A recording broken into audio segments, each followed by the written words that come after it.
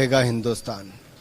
और पिछड़ों का अपमान करने का, अपशब्द बोलने का काम ये राहुल गांधी जी और कांग्रेस पार्टी लगातार करती रही है। इनके काले कारनामे, अब काले कपड़े, ये काले जादू तक जाने वाले हैं, क्योंकि काले कारनामे छिप नहीं पाएंगे।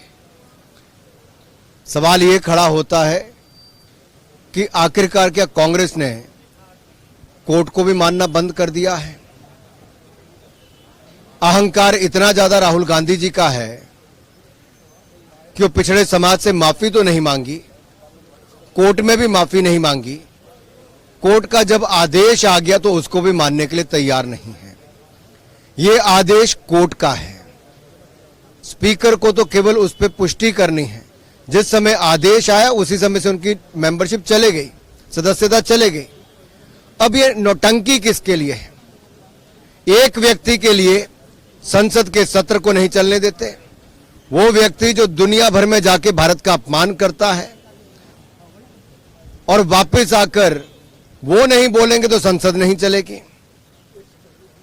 सवाल ये खड़ा होता है कि क्या पिछड़ों को इसी तरह से ही अपशब्द अपमानित करने का काम कांग्रेस पार्टी करती रहेगी?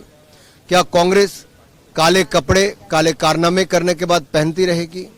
क्या काले जादू तक भी ये पार्टी जाएगी अपने बचाव के लिए? ये राहुल गांधी कहते हैं मैं सावरकर नहीं हूं, मैं गांधी हूं, मैं माफी नहीं मांगूंगा। राहुल गांधी सावरकर कभी हो नहीं सकते। सावरकर जी कभी 6 महीने विदेश में घूमने फिरने नहीं जाते थे। हर सेशन के बाद उनको विदेश की यात्रा की छुट्टी नहीं चाहिए थी। वो समर्पित थे देश की आजादी के लिए, जेल से ही 14 सालों तक। राहुल जी, सावरकर जी का अपमान तो आपने किया ही। अरे वीर सावरकर तो राहुल गांधी कभी नहीं हो सकते, लेकिन अपनी दादी में भारत की पूर्व प्रधानमंत्री इंदिरा गांधी जी की इज्जत तो बचा लेते, नेहरू जी की इज्जत तो बचा लेते। क्या आपने उनको भी अपमानित साथ साथ कर दिया? अरे 1970 में डाक टिकट आपकी ही सरकार के समय जारी की ही। 1983 में इंदिरा गांधी जी ही प्रधानमंत्री थी जब फिल्म डिवीजन ने सावरकर जी की जयंती पर एक फिल्म 40 मिनट से ज्यादा की रिलीज की थी। इंदिरा गांधी जी ने पत्र लिखकर सावरकर जी के योगदान के बारे में कहा था।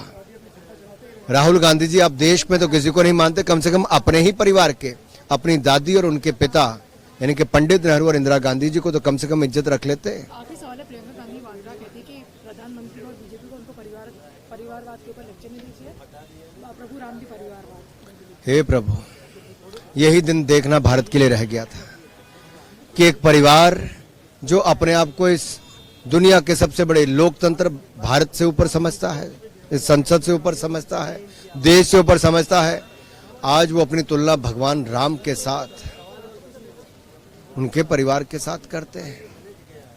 इससे बड़ा दुर्भाग्य देश के लिए क्या होगा? और इससे ज्यादा अहंकार, जो अहंकार है भाई बहन में, ये इससे ज्यादा क्या होगा?